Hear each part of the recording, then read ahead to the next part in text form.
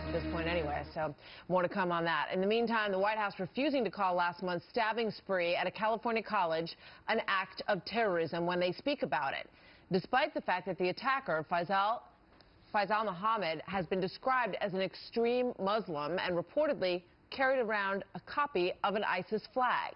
The 18-year-old was killed by police after he stabbed 4 people at UC Merced. You remember this story as it unfolded on November the 4th. It was an apparent revenge attack after he left. He was left out of a group that was studying together. 31-year-old Byron Price was one of those victims, injured while helping to take down Muhammad.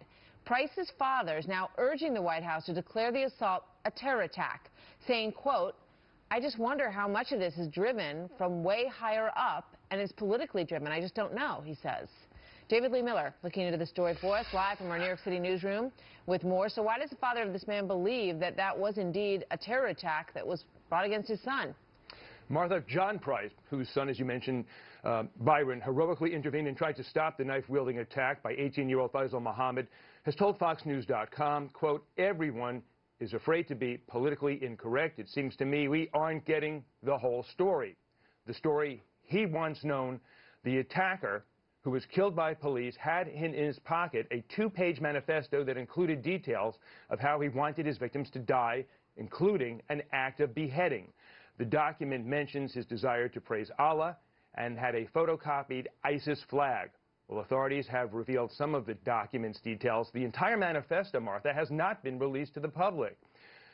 Court records obtained by FoxNews.com for a search warrant do show that there was a second manifesto that had been discarded and put in the garbage, along with cans of petroleum jelly, duct tape, large zip ties, and a copy of the Koran.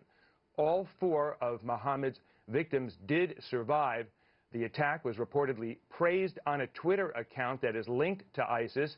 Also noteworthy, a week earlier, that very same account called for lone wolf-style stabbing attacks.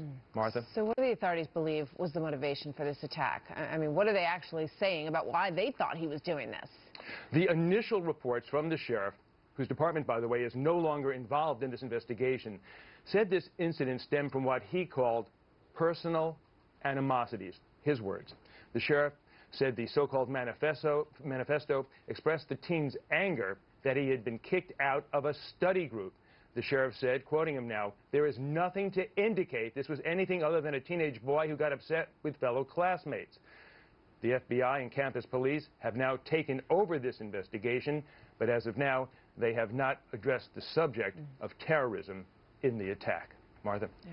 David Lee, thank you. 28 pounds.